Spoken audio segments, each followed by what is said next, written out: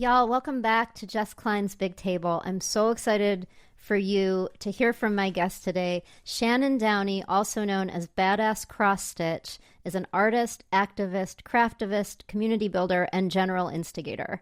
Her work moves people from passive consumers of art into engaged creators and leverages craft-based art forms to bring people together, present them opportunities to transition from makers to change makers, and inspire radical hope for what is possible. Shannon is a firebrand. I loved talking to her so much. She's so clear on her role in the world, how to be of service, how to bring people together, how to move things forward in a beautifully simple way.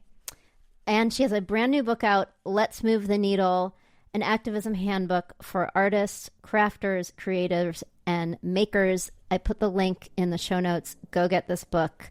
Please enjoy this conversation with Shannon Downey. Shannon, thank you so much for being here today. I'm so excited to be here, Jess. I feel like this is such a good example of how weird life is.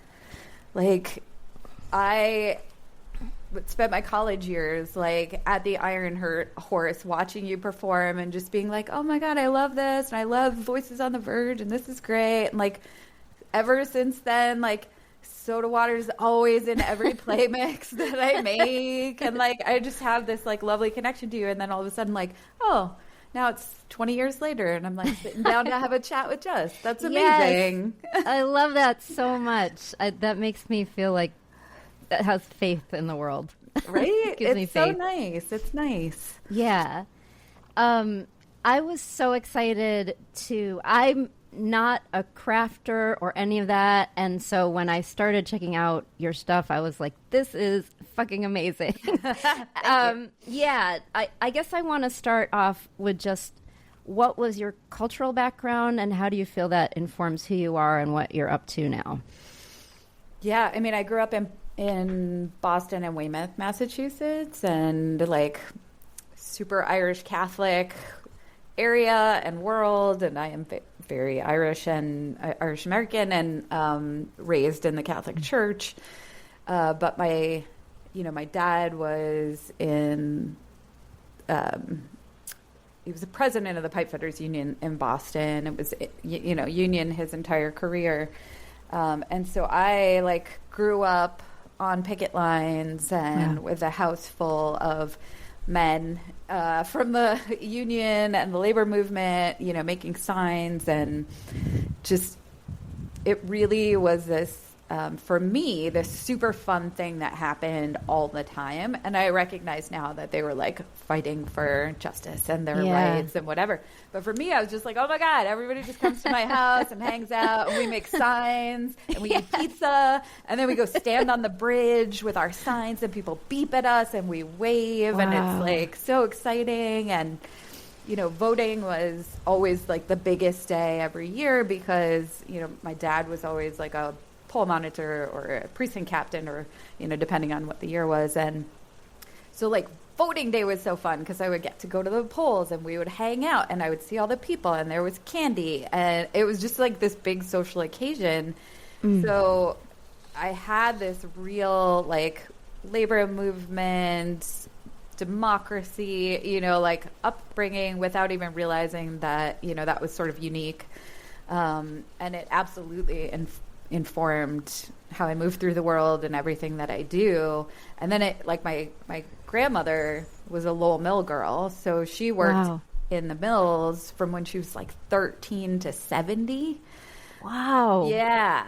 So she was on the weaving machines, and she met my grandfather there, and he was a bobbin setter. And so we have this rich textile history in addition to labor. And, so it just was this confluence of all of my ancestors, all of my elders, just sort of how I was brought up and raised. And I didn't see it coming, which is the funniest part, right? If you had told me, 15 years ago, even oh yeah, you're going to make your entire living and life mission as an art activist and you're going to embroider and you're going to, I'm what are you talking about? Yeah. What switched?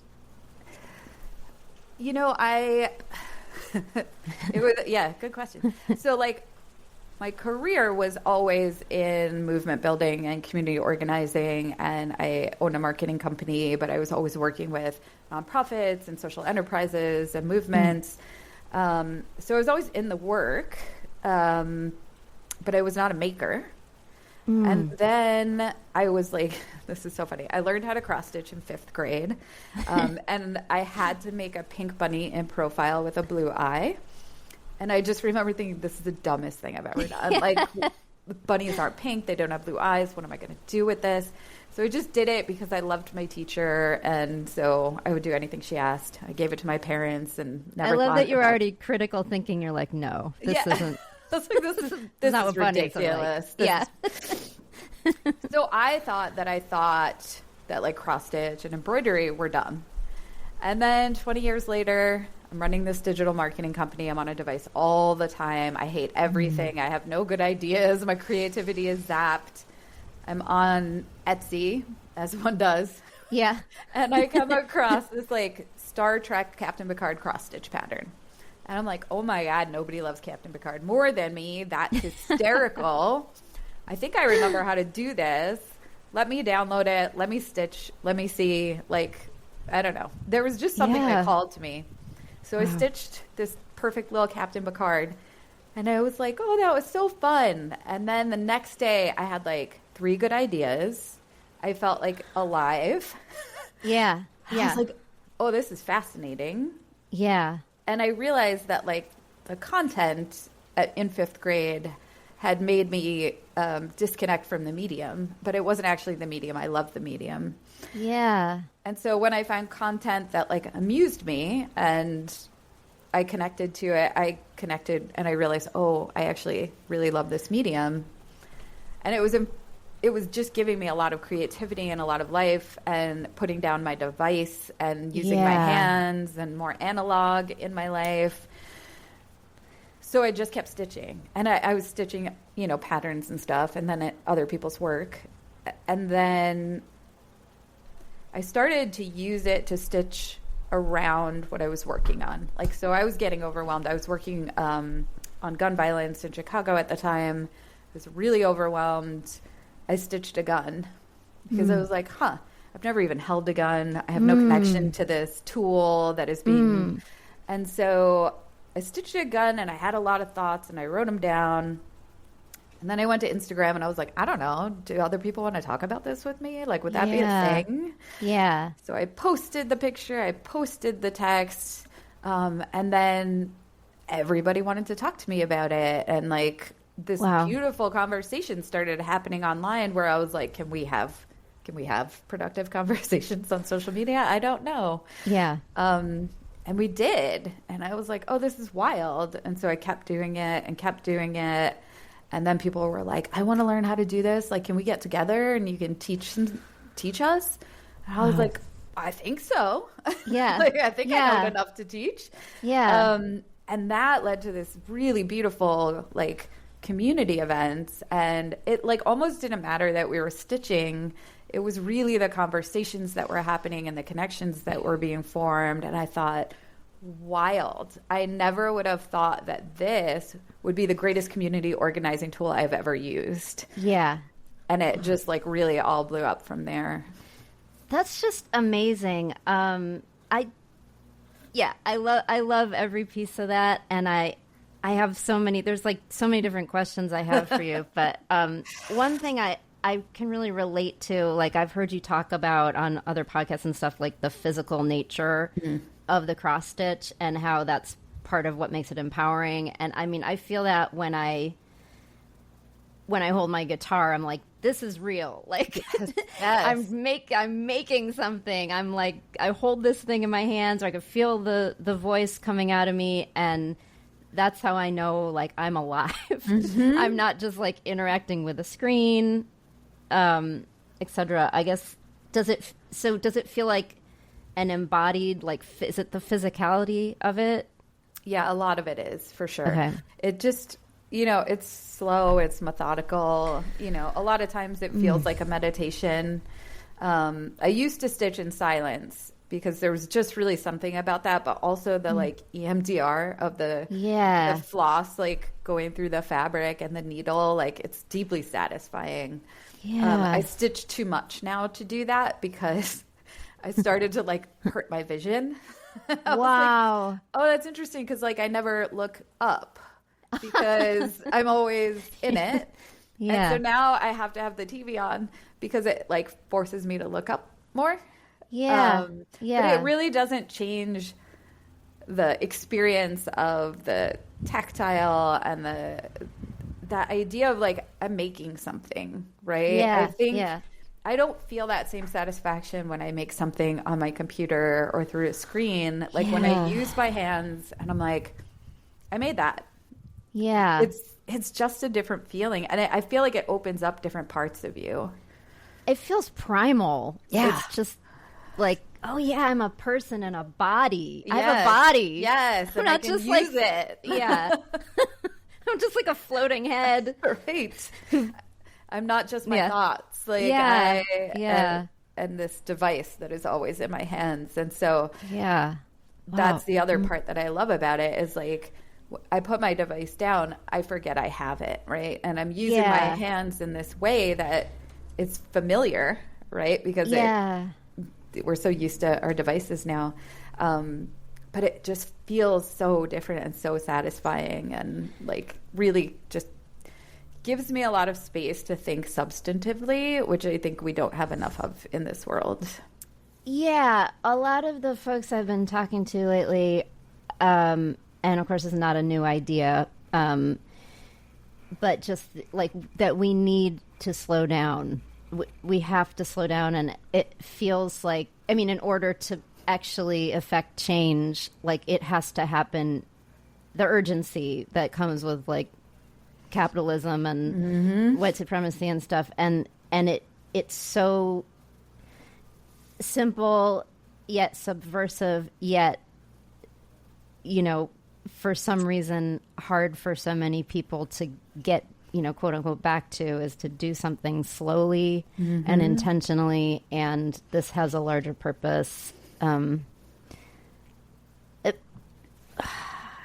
have just so many things I want to ask you.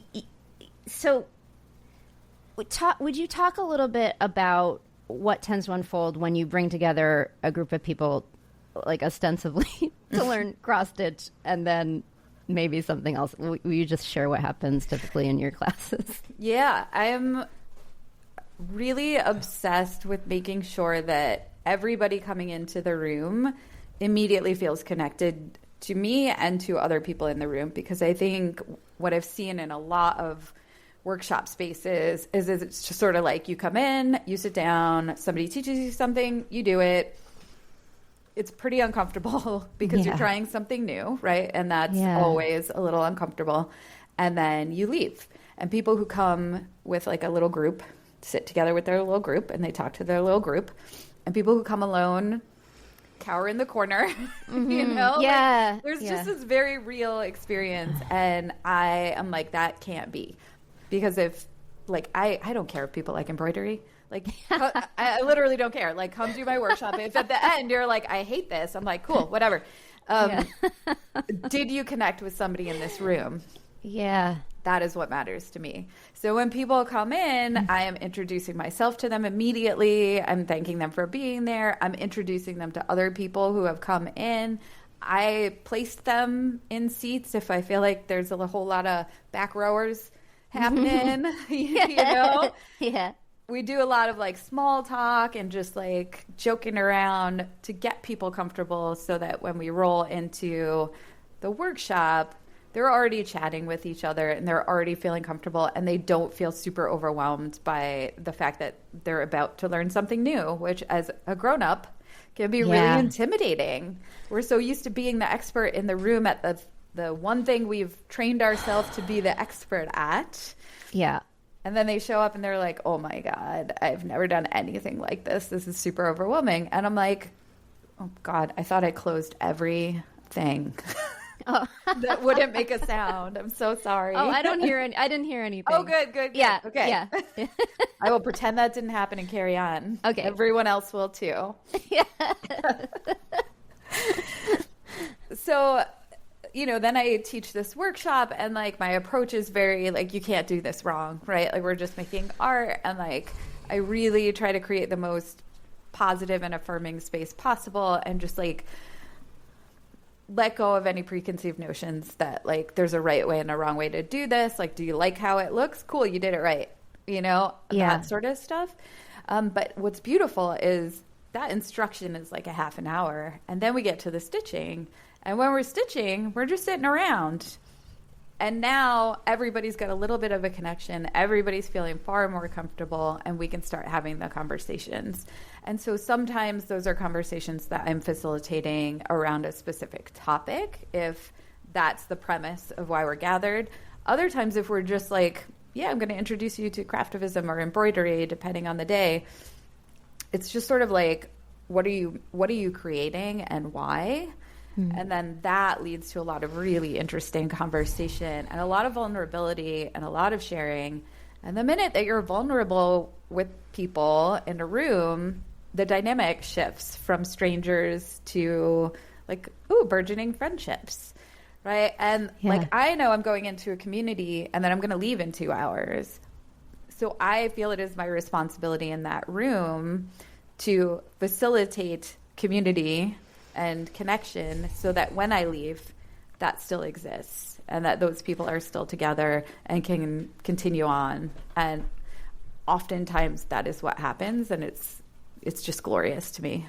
Yeah, that's also really amazing. And I was thinking while you said that of this thing my mom said to me when I was talking to her about the concept for this podcast, which she said, she said social justice is a really broad term, but when something happens to you personally or to your community or to, someone it becomes personal. It becomes much more specific. And so I was just thinking about how I'm imagining that when people are getting ready to stitch something, like what's the story?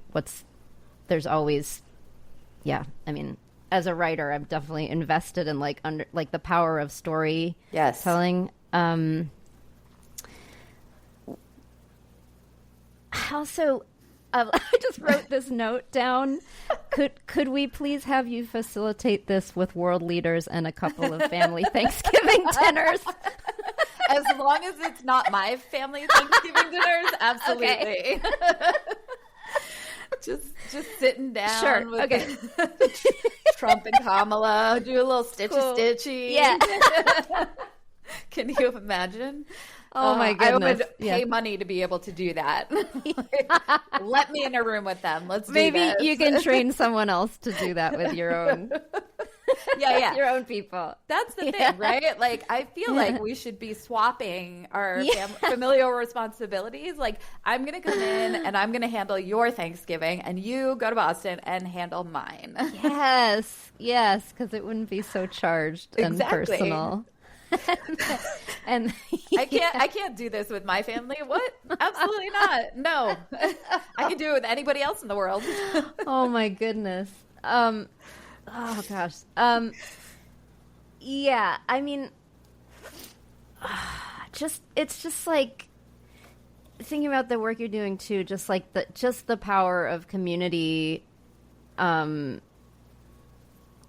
I don't know, versus waiting to be rescued by a politician or a hero. Do you feel like that's part of what you saw with the labor work in your house? It was like, we're doing this for us. We're organizing to do this for us. We're not waiting for. Absolutely. Yeah. We save ourselves. Yeah. And I think that is literally the biggest takeaway of everything that I do, is just like, stop waiting for other people. But also we live in such a charged environment, and because of social media, we have access to everything in a way we didn't have before. And therefore everything feels so overwhelming and just so like, I think the that's sort of the point sometimes of like how other people are organizing. It's like, let's distract them with as many things as we possibly can, true horrors and atrocities, and just like, let's make shit up and just like get them distracted and feeling overwhelmed. And so like, honestly, the point of my book is really about pick one thing and do it forever. And like, that's your thing. And everybody else is going to pick different things, right? And they're all going to be working on those issues. And all of these issues intertwine and overlap. But like, as long as we're all working on the thing, like, we can undo all of this together. But like, when we're constantly reacting to all of the things, it is immediate overwhelm, burnout. I need to go hermit. Like, I can't do this. Of course, when there are these sort of epic moments, we sort of pause what we're doing and we show up for other people because there's a need and a demand, right? Like, we're putting babies in cages. We're all dropping everything to make sure that that stops. And then when we've done what we need to do, or the movement leaders there feel like, okay, we're good, we can go back to what we were doing, you go back to your issue. And when you need help, you send out the call, and everybody puts their things aside for a minute and shows up. And so I think that that's the most sustainable way to live an activist lifestyle, is to just sort of like, I'm doing this one thing. This is my issue. I'm going to be an expert at it. I'm going to understand it to its core. And I'm going to, work with other people who I align with on this, and we're going to change the world. Yeah. That is so much more sustainable and like manageable than, oh my God, I have to deal with this and now this and then this. And so it's like that constant reminder that you have to create for yourself of like, I have chosen what I've chosen. I'm sticking to this, and I will show up for others when I need to show up for others. Yeah. That is such a good reminder. I feel like I needed to hear that today because it's like every time I mean, not that you're here for my personal, like, I will be, Jess. Okay, I will be. Can you be my therapist? I'll be your activist therapist. This will be great. Okay. That's awesome. I'm here for this. That's okay. But it's like so many times in my life, I have been like, am I focusing on the right thing? And every time I tune back in to when I get quiet, it's like, keep writing your songs, keep doing your art. And, cultivating the ability, I guess, to trust that. It's like when you are potentially, if you're looking at your phone, receiving a barrage of things that are saying that they're always more important, is like, I really like your method. Yeah. It really feels like, and all of the things are important, right? And they are all pressing. Yeah. And if we let ourselves believe that we're supposed to be doing something about all of them, we end up doing nothing because we can't, because no human can do it all. And so, I often get asked, like, you say this, but like, you seem to be involved in every issue, Shannon. And I'm like, no. My job is to recruit and train activists. That is what I do. I trick them into hanging out with me to embroider, and they think that they're just going to embroider. And I'm like, yep. But actually, now you're an activist, and now I'm going to help you, right? Like, I'm going to meet you where you're at, and I'm going to give you all these resources to just keep moving, just keep doing more. And so I do have to know a lot about a lot of different issues, because I'm constantly trying to find the people who that's their issue. But I am working with movement leaders, and I'm saying, okay, what do you need? What's happening right now? Help me find a way to contextualize this for, a mass audience. And then I'm putting it out there, and I'm saying, here, if this is an issue that speaks to you, here are the 5 things you can be doing right now. Here are the people you need to be following and talking to. So it's really, truly about just like, can I be recruiting people for all of these issues, and how can I help facilitate that networking between people who are passionate about a cause but have no idea how to get into it with the people who are already deep in it and need help. Yeah. this feels like a good time to ask you about your book, which is coming out October 1st. On Tuesday. I can't even believe it. So exciting. It's literally been like 5 years of this really insular, like, you know, it's just like all me in my head. And then like a little bit now I've got like, editors, that's fun. And then like, design team, that's fun. Like we're expanding a little bit. I cannot wait to be out in the world, like with people being like, finally we can talk about it. Please read it, dear God. Yeah. Okay. Okay. So Shannon's new book, which is coming out October 1st, Tuesday, October 1st. Let's Move the Needle, an activism handbook for artists, crafters, creatives, and makers. What can people expect from your book? I will start by saying it is not a craft book. Please do not expect crafts. So many people have been like, oh my God, is it like a pattern book? And I'm like, absolutely not. Absolutely not. That is not how I roll. This is 100% an activism toolkit, right? And so what I find is now I've worked with hundreds of thousands of people, right? And they come to me, mostly women, through the venue of craft because they're like, I love craft, but I also love that you're sort of doing this subversive thing with it. That's sort of fun. Let's hang out. And then I'm like, yes, come to my workshop. And then I'm like, haha, now you're an activist. And here are all the tools that I have for you to like help you just get a little better every day, move a little further every day, do a little more every day. And now I have like hundreds of thousands of people being like, oh, hey, Shannon, how do I do this? How do I do that? What would you say about this? And I'm like, oh, I can't possibly respond to all of this. Yeah. And I thought, and I was like, I should write it all down. And then I did. And then it was a whole book. So it really is, it starts off with just like a little bit of context around me and like why and like, you know, a little bit of what we've already talked about today. And then I move into some case studies throughout history to give some people an understanding that like we've been doing this shit forever and it's not new. We have a new word for it, you know, if we like the word craftivism, which I do. And then it's like, okay, first step, you got to deal with your own shit. So here's a whole chapter on how we can start addressing all of the things that we don't want to address, which will make us an even better activist. And then it rolls into like, okay, if I want, like, if I need to find an issue, how do I do that? Right? How do I narrow it down? How could I possibly narrow it down, Shannon? I'm like, I got you. Yeah. And then we roll into literally, this is how you develop an activist lifestyle. If you wanted to start something, this is how you plan it.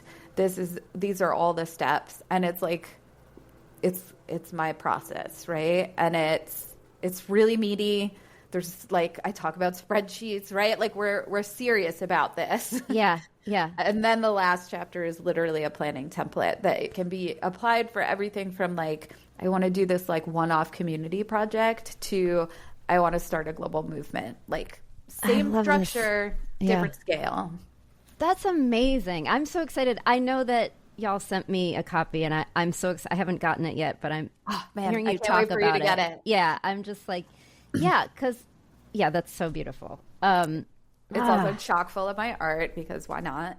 Yes. So yes. It's really fun. But I did do the audiobook, which was wildly fun. Wow. And so a lot of my friends, you know, people that have a advanced copy have been listening to the audiobook and they're like, it's like you're in my living room talking to me. Like, that's yay. Amazing. Oh, God, this is so cool. Okay. I'm going to ask you to speak a little bit about, I heard you talk on another podcast about the craftivism movement being like, we're crafters, we're kind of activists. Like, would you talk a little bit about like the idea, like this idea we have that like activism is a dirty word, or we don't want that label. Yeah. It's too strident. Would you share with us? I feel like I understand why, but I want to hear it from you. Yeah, it's fascinating to me how many people have come in through craft and therefore are like, I am a crafter and like I can use this in ways that challenge sort of narratives, and like I can use this in a sassy way. And then I'm like, cool. So that's not where it ends, right? Like, this is, if we're gonna be doing this, we really need it to be activism forward with like a side of craft, right? Like craft is and art is like a complement and a mechanism to use and implement in our activism. And what's happening, or what I see is, and there's nothing wrong with it, it's people who are coming into this work through craft, and therefore it's very craft forward. They're not necessarily comfortable with the word activist or the identity or label activist. For some reason, craftivist is some sort of like gentler version for them. And they're like, oh, but no, I could be a craftivist, but like I'm not an activist. And so it's been a lot of like dissecting, okay, what does that word trigger in you? Like, because there is something. Yeah. And I think for a lot of people, it's not necessarily that it's that ardent, strident. For some people, it absolutely is. But for others, it's just like, I don't have enough evidence to call myself an activist. Like, I don't feel like I'm doing enough. Even people who are doing so much are like, like, I wouldn't call myself that because I don't feel like I have enough evidence to prove or to back this up. And my point is, like, if you're doing anything, you are an activist and you get to claim that shit, because what do we lose by having more people who identify as activists? Absolutely nothing. We only gain. Yeah. And you know what people who are activists, and I'm using like the big A activists that everybody seems to be struggling to align with, you know what they need? Help. More help. Yeah. And what's the fastest way to get that help? More activists. And I think it's just a matter of like, we have to let go of this idea, and it's a capitalist idea, right? That, I can say, I'm making this up, like, I'm a librarian. I went to school for this. I work at a library. I get a paycheck. I am a librarian. Like, super confident in that, right? Yeah. Because we have material evidence, and capitalism supports this idea that, yes, that your identity is your work. Congratulations. Right. And so when we are artists, when we are dancers, when we are makers, when we are activists, we don't get paid for that shit, right? Like, or maybe we do a little bit here and there, and therefore that's when, and it's interesting how it's that money, that capital exchange that starts to allow us to own these identities. And I'm saying, fuck all that. Like, if we're resisting capitalism and capitalist mentality, the first thing we have to do is resist this idea that money equals identity. And so it's a lot of just pushing people to rethink that. And like, you don't get to claim the title of craftivist if you don't also claim the title of activist. The word's right in there. You know what I mean? Yeah. Otherwise, like, you're a statement crafter. Fine, whatever. I just made that up, right? So I think it's just about helping people like really break down their own barriers around like, why am I afraid of that identity? And I really think it's just this real capitalist training. Yeah, I love the parallels between the creativity. To me, art, making music, it's like, it's just something you're coming up. You're just sort of channeling something, and you're coming up with it, and you're finding the people who resonate with it, and you're finding the people you can do it with. And I'm hearing that same energy and what you're talking about. It's like we are making this up as we go along to some degree. It's there's people who have been working on this a long time, and let's get with their ideas, but also there, it's not like you do this step and then, well, it is, but it's not like you get this degree and then you get paid this much. And it's like, there's I'm thinking about like Adrienne Marie Brown with the mushroom. She's always talking about like how mushrooms like propagate and how it's much more organic, and that makes it sort of I just love this sort of almost unknown in that you don't know what could happen. Anything could connect, and you could be like, I'm making this with this person, and we're helping make this happen, and yeah, it's gorgeous. Yeah, and like that's what I'm about. I'm like, it's so boring to just get a degree and then go do a thing and like live your whole life doing that thing. Like what? I would melt, right? Yeah. And so it's like finding the people who are living that life and being like, hey, want to change it up a little? Want to add a little something over here that isn't like directly correlated to the work that you do? Yeah. Which is why so many people who come to my workshops are so anxious about it, because they're so used to what they do and they understand it and they know it. And then they're coming in and I'm like, we're going to be creative. Also, I'm not even going to tell you what to stitch. You have to come up with it. And they're like, what are you talking about? What? I'm like, I know. What? But I will hold your hand through this. It's going to be okay. And I swear to God, everybody leaves like with so much joy. They leave with so much joy. And they're just like, oh man, that was so fun. I was so nervous. And it's like, all right, let's make more of that, because that, then they're going back to their lives and their job and their like every day, but they're thinking differently. Like they just had a moment where they were like, oh, weird, right? Yeah. I did something I've never done before. I used my hands. I was in community. We laughed. Like, I kind of want more of that. And that's all I'm about. Like, I just want you to want more of that. And it doesn't have to be with me. Like, go try a million things. Like, it's not about embroidery. That is not the answer. Yeah. I love that, because it's like, they were scared. You got them to do the thing, and now it's like getting on the roller coaster. You're like, oh, I did it. I want to do it again. Totally. And I love the I've heard you say that before. Like, it's not about me. Like, if I did my job right, then this community is going to continue doing their thing after I'm gone. Yes.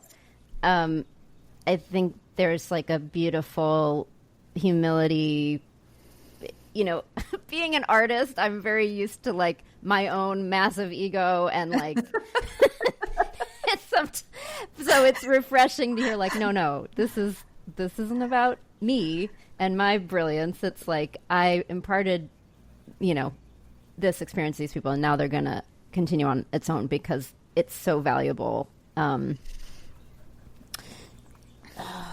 I love them. I love when they do it. I was in Utah, in Salt Lake City, and I did a community event at this like queer bookstore / community center. I don't even know how to describe it, because I was like expecting a bookstore and walked in and I was like, what is this magical place with like a gender affirming closet where you could just go and take clothes and makeup and shoes, and people would leave and it was all free. Oh, it's gorgeous. Amazing. So I'm like, I want to live here in this store. And so I did this workshop with all these amazing folks, and they were like, this can't be the only time we do this. And I was like, I know. What are you going to do about it? Yeah. And they were like, we should have a monthly meeting and like stitch up here. And I was like, you should. And they immediately went and talked to the owner, and they're like, we want to do this. And the owner was like, hell yeah. And every month they get together and they do this. And I'm like, that, like, I could die. Like, I could die happy. Like, that is all I'm about, is just like, now that community exists, and, they don't need me. Yeah. But they better show up when I go there for my book talk. You're not off the hook yet. Right? Don't forget about me. Don't forget about me. But, like, yay, because it's not about me. But when I show back up, you better show up. Oh, God. Because I got a book to sell. Yeah. Oh, God. Oh, my God. Okay. What was I going to ask you?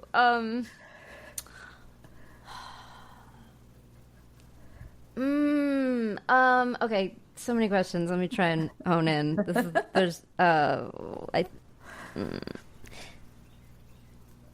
Yeah, I guess more of a comment. I feel like you kind of already addressed this, but like, I think it's really interesting to hear you talk about, like you said, I don't know where I read this quote. What I'm most interested in is the power of art to not just move people emotionally, but to create opportunities for others to engage in activism in order to bring about actual social change. The question I'm always asking myself when I'm creating is simply, how will this move people to action? And I feel like people think about art as like, this is about feelings. How do you think you came to see art as an action tool versus just let's talk about our feelings? Yeah, I would not have called myself an artist before like 10 years ago. And still I'm like, am I an artist? I mean, I am, but more than that, I'm this other thing. And so I've always looked at art as like, I've always most connected with art that moved me to do something. Right. And I think what's interesting, and maybe this is a controversial hot take, is like we just grow up with so much art made by men. Right. Yeah. Yeah. And so much of that art, if you really look at it, is either the objectification of women or like really art about them, for them, by them. Right. Like it's really insular. And I was always just like, I mean, I guess, like I would go see this work and be like, okay, like I hope that whatever you process through that piece, you feel better about. But I'm looking at it being like, good for you. Yeah. It just, there's like a lot of self-serving vibe to a lot of it.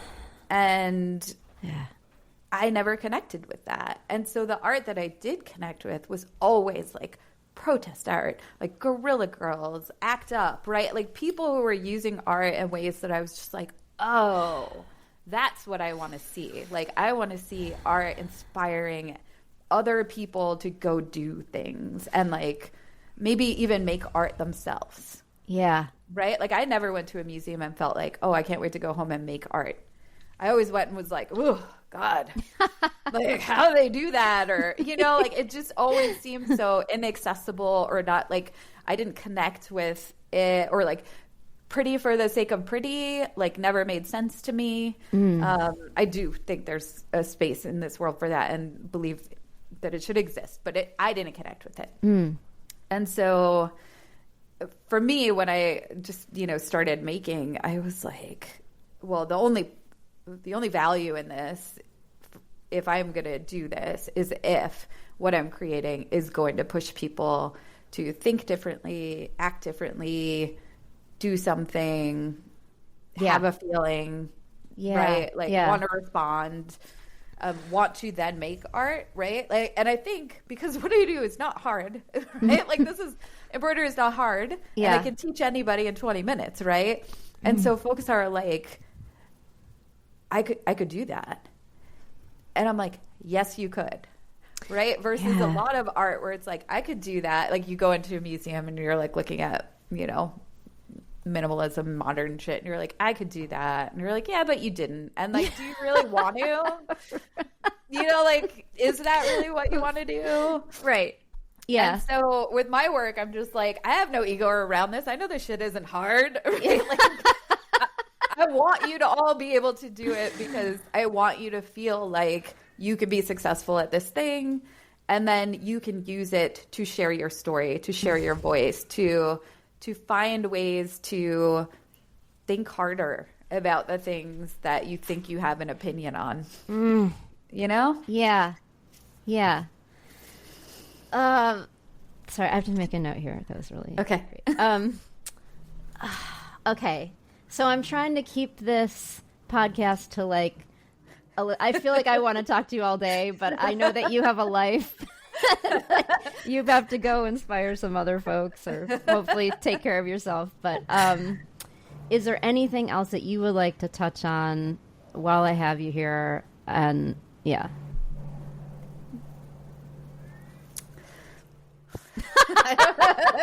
I mean, I can talk all day, Jess. What? You give me a microphone and ask me questions, and I'm like, yeah, let's do this. I know, yeah. Well, I'm trying to think if I have any other burning questions right now. I feel like you covered a lot. Yeah, I guess I just want to first of all thank you for everything you're doing. I think I'm so inspired. I can't wait to read your book. Everyone go order Shannon's book. And you're doing a book tour? Yes. Yeah. So no big deal. I leave on Tuesday. Everything's fine. Everything's fine, Jess. I'm Cool. totally fine. You got this. Yeah. I start in Chicago. I do the whole East Coast for a couple weeks. And then, I made this super brilliant idea a year ago where I was like, okay, when my book comes out, I'm going to throw a rager in Chicago because I want it to, traditional book events are fun and I can't wait to do them. But I was like, I really want people to experience the book. I don't want them to just hear about it. And so I planned this massive party with 15 art activists from across the country who are bringing their work in, and a DJ, a drag show, a quilt raffle. 80 people worked on this quilt so that we could raffle it off. And it's all a huge fundraiser for the Chicago Freedom School, which organizes, teaches the next generation of community organizers in Chicago. And I'm just like, yeah, this is going to be amazing. And my book was supposed to come out on October 15th. So I was like, cool. The party will be the 19th, and then I'll do my tour. And then they pushed my pub date up to October 1st. And they were like, it's cool. You'll just do the tour before the party. And I was like, do you understand what I have done? What? Oh, no. Oh, wow. So it has just been this hardcore press to just be like, I have to get everything done for this party on the 19th before I leave. So no big deal. Wow. It's fine. But anybody who is in or around Chicago had better be at this party because it's going to be epic. Y'all. And it is October 19th, and it's going to be a party. And then after that, I am in the Midwest for the winter. And then in February, I do my West Coast tour. And then in March, I'm in Utah. Okay. And where that's as much as I know so far. Are you okay? Sorry, I was about to get into where. Okay, I'll look at your schedule because I'm hoping I can come see you in person somewhere. I think the closest is DC. Yeah. Okay. I don't go much further south this time, but okay.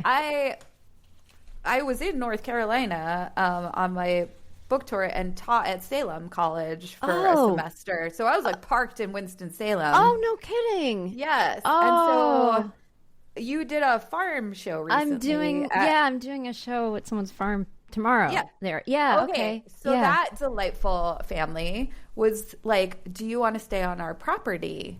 And I was like, yes, I do. And then I went there and I was like, I do, but it is so far away from where I'm teaching and I can't move the RV every time I got to go. So I didn't end up, but we have stayed connected ever since. And when I saw, I was like, oh my God, it's on Abby's farm. What? Oh my God. Oh, it's on. Oh, wow. That is crazy. Yes. Oh my goodness. Oh my goodness. I was just, again, another small world. But I definitely will get back to Winston-Salem because I have so many wonderful people there. And I was like, well, I think I need to get back there. I built some community there and I want to circle back. Yeah. They need a little hit. Right? Well, thank you so much for making the time in your busy pre-party, pre-tour calendar. Happy to. Oh, so cool. Thank you for thinking of me and inviting me in. My pleasure. My pleasure.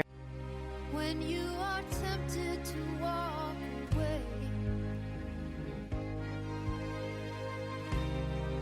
from their reverie, you might hear them say, kid, we are here. There's no reason to fear. Won't you join us as often as you are able at the big table? Jess Klein's Big Table is produced by me, Jess Klein, and recorded on the traditional lands of the Lumbee, Chiraw, Catawba, Saponi, Occaneechi, Eno, and Shakori people. If you enjoyed this episode, and I hope you did, please subscribe, please like, and please share it with your people. You can find out more about my upcoming tour dates and musical releases at jessklein.com or on my Substack. Talk to you soon.